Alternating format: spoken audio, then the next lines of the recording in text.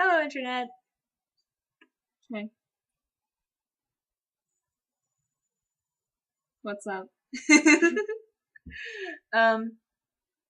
So, yes, Leah's here. It's Thanksgiving. We did not make peach cobbler. No. Because I did looking into what's open and what's not open on campus on holidays, and the answer to that is nothing. And the front desk for Yuma is closed too, so we couldn't get into the closet to get cooking stuff. So there was a box of most of the cooking stuff. So I just kind of assumed there would be everything in there. So we started making peach cobbler, and then we didn't have a baking pan thingy. So we just kind of had to stop in the middle of making peach cobbler. And so the peaches are in Tupperware in my fridge. Yeah. And we'll make peach cobbler tomorrow when Ramon gets back and we can steal his baking things. It'll be like a late Thanksgiving. Yeah. So instead we made pastaroni Alfredo pasta stuff because they had a plot out. She got here and we hugged in the road for 5 minutes, and we came in and we put stuff away, and then we went wandering about to get lunch, and we were gonna go to the Union to get lunch, but everything in the Union was closed.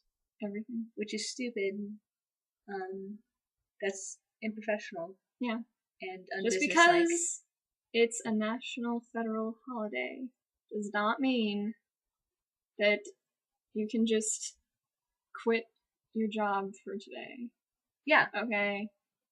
There are so, you know how many international students there are on campus? So many international students. They don't all celebrate Thanksgiving, okay? And it's completely unfair of you, and it's nationalist and selfish and insulting to assume that everyone is going to take a day off for your American holiday, okay? Yeah.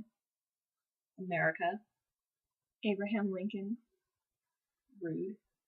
So we went to university, and everything on university was closed except for the Indian place.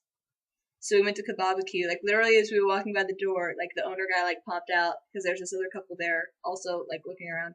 And he's like, if y'all looking for someplace to eat, we're the only place. We were like, okay. Alright.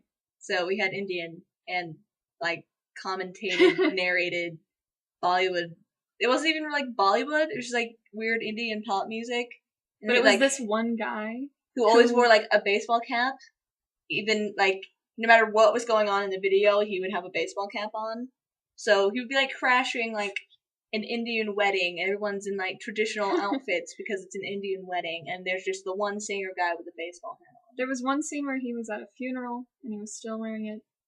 I think there was a sequence where he was a little boy and they cast a little boy. And he had a hat. Still. He had a really big epic dream sequence. Still had a baseball hat. Yeah. It was weird. He got shot at one point, and they never really explained how he was okay. He held a magical, rainbow glowing bullet in his hands. It was given to him by Fergie, and then he passed it on to this random small child at a music store. That was another thing he did. He creeped on little children. He creeped on this little boy at a music store. And every time the kid turned around are you looking at me, he would be browsing. It was weird. So we narrated those, trying to figure out what was going on. And while all this was happening, the owners of the restaurant kept bringing out Thanksgiving dinner onto one of the tables in the middle of the restaurant. So we were starting to wonder whether they were just gonna have their feast in the right middle there of the restaurant while serving others non. Then we wandered back to Yuma and watched. Or no, we played ping pong. We tried to play ping pong.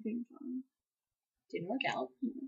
I should also throw out there that Yuma has been deserted all day, which is weird because I know people stayed. Because there were people out and about this morning. But by the time Leah got here, it's we're the only people here. It's weird. That's what I'm saying. But yeah, so we failed to play ping pong. And then I channel surfed and discovered ABC Family playing Willy Wonka and the Charlie in the Chocolate Factory. With Tim Burton-y Johnny Depp Johnny Depp won, and we watched that and enjoyed Wonka's passive-aggressive behavior. And we were gonna make cobbler, and that didn't work because So we made pasta and ate that while we YouTubed, and then I bought Amnesia. Yeah. And then Amnesia wouldn't work. Like, it would start, but there would be no... Like, it would load... It's like there were, like, layers to the gameplay. It's like the way it loads graphics. And so, like, the front layer of the graphics would load. So, like, I would have, like, the subtitles and, like, the little cursor, this is what my focus is on for clicking on things would be there. But, like, the backdrop of all the levels did not exist. So it was, like, a black screen. And so it took us, like, an hour to figure out what the problem was, and I updated my graphics Intel processor card thing on my laptop, and now it will run the game. And so we played like 15 minutes of Amnesia, and then we stopped because we really wanted to Google. I really wanted to Google whether or not monster encounters in the game are actually random, so that we could decide whether we could like reliably judge like how much tension we needed to have in a given area based on Manga Minx's playthrough, or if we should just always live in terror. And Google informs us that monster encounters are not random.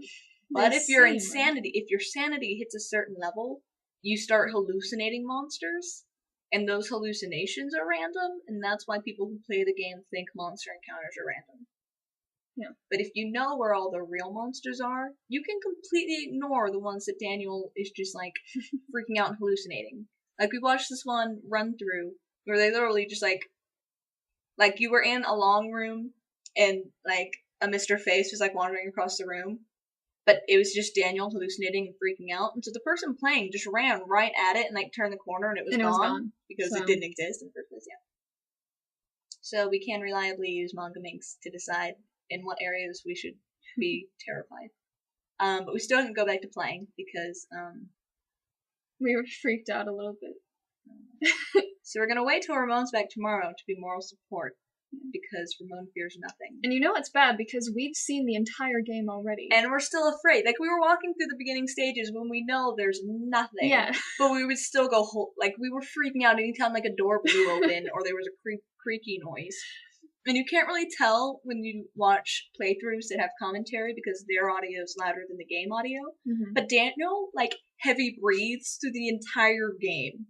And so anytime something scares Daniel and Daniel gasps, I'm like, what? But you can't rely on Daniel's reactions because Daniel's freaking crazy. And apparently most of the water creepies are also hallucinations. Yeah. There was this thing we saw online that said, 4 of 6 times there are water monsters in the game. They're not real. Only 2 of them can actually hurt you. Everything else is just all in Daniel's head. That game's not fair, yo. We did not go back to playing Amnesia because, yes, we're gonna wait until tomorrow. And we watched Super 8 online because that movie's amazing. And I love every single child in that movie. And we somehow managed to relate it to Klaine because everything relates to Klaine. And so obviously the main little boy is Kurt, and Alice is Blaine, but bad boy Blaine. It's a bad boy Blaine AU. Thick. And the sheriff is clearly Papa Bear Hummel, and all the other kids are the Warblers, except for the lead kid who's obsessed with making the movie. He's Rachel Berry. It all makes sense when you think about it. Yeah, when you watch it through, it's really obvious to us. So yes, that was that. I'm really happy with the universe and everything because Leah's here. So yeah, I'm done with that. I'm leaving. She's leaving also because I'm gonna hit the stop button. And yes, have a good Friday.